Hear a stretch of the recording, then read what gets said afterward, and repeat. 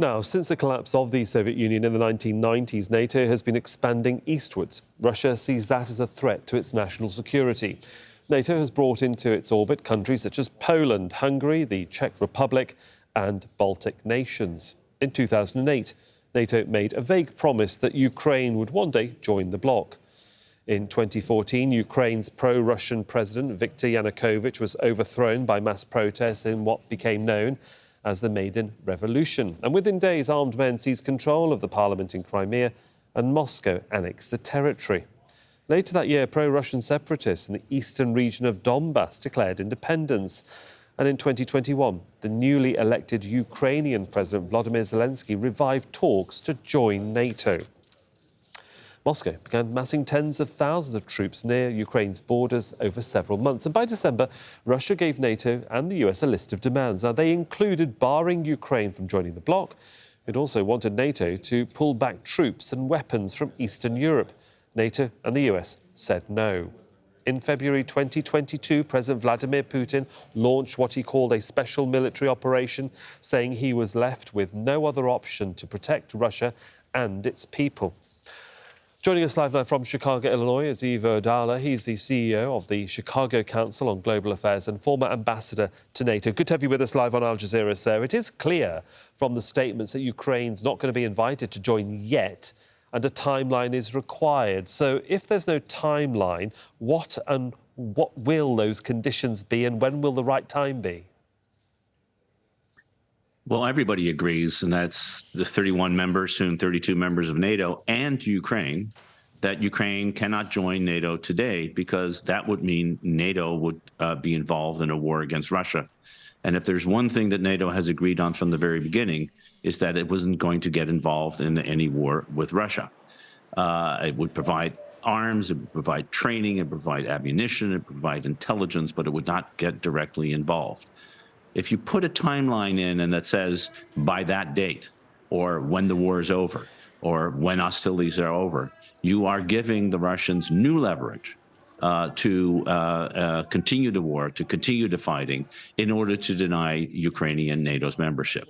What NATO needs to do, and what Ukraine needs to do, is to find a pathway that leads to Ukrainian membership of NATO, which NATO reaffirmed not only today, but also said that Ukraine's rightful place is in NATO. It's just not the rightful place today. So I think we made more progress on that.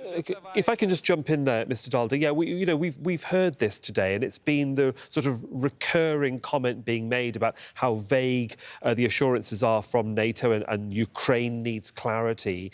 But what does NATO have to do in this two-day conference to placate Ukraine? And you might say send the right message to Russia, because sending the message to Russia indirectly is also another concern for Ukraine right now.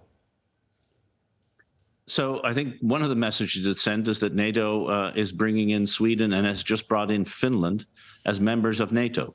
831 miles of Russian borderland that used to be with a neutral country is now with a NATO country, as a direct result of the actions that Russia has been taking. NATO is also sending the signal that it is beefing up its defenses in a very significant way. It has agreed at this summit 3 new regional defense plans, the first since the end of the Cold War, that will lay out in excruciating detail how every inch of NATO territory is going to be defended and what every NATO country is expected to do in order to accomplish that defense and thereby deter an attack. It is agreed that the 2% guideline of spending 2% of GDP for defense is no longer a ceiling. It is now to be a floor.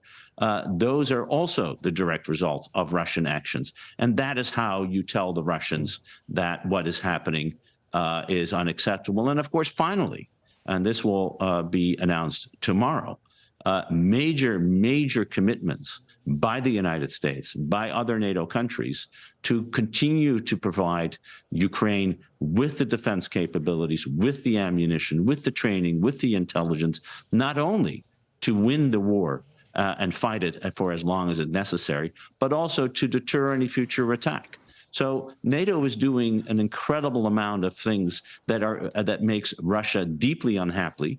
They are all the direct result of Russian actions, and that is how you reaffirm the fundamental commitment to security in Europe by being strong in the capability of defending NATO, by providing Ukraine with the means to defend itself, and to make sure that Russia does not gain from the actions that it has taken. In fact, Russia is losing from those actions. Mr. Daalder, on the other side of the coin, and it's no great secret at the moment because we're hearing these comments come from various parts of the NATO alliance about how divided it might be or how uncertain it is about the commitment to support Ukraine at certain levels of that timeline. They don't know what a long-term peace process is going to be on the Eastern Front and what a future peace would look like if there were future aggressions. You alluded to that just a moment ago in your answer. But there is that concern, isn't there?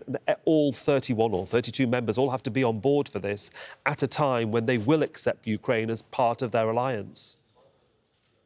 Absolutely. There's the uncertainty that no one can commit every country's parliament to actually move forward with the ratification of Ukrainian membership.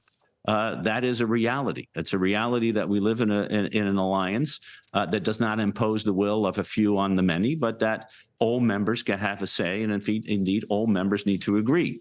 Not only on NATO membership, they need to agree on ratification. We are just seeing how difficult that can be, even with a country that's not at war, like Sweden, where the agreement only in the last 24 hours was reached on Sweden becoming a member of NATO, and we still need 2 parliaments to ratify it. So that's a reality. But for those countries that are members, the 31 that are member today, there is now a real commitment to defend every inch of that territory. That's an important commitment. And tomorrow, we will have a commitment from the United States, from other countries, that it will provide in detail lay out how it's going to provide the weapons, the ammunition, the training, and the intelligence necessary for Ukraine to continue this fight. Ukraine is fighting not only for Ukraine's freedom, it's fighting for Europe's freedom. That's why its place in the end will be within NATO. But between now and then, everybody is going to be there to help Ukraine succeed. We shall see what comes out of the meeting and what comments are made. For the moment, Ivo Daalder, thanks so much for joining us from Chicago, sir. Thank you. My pleasure. My pleasure.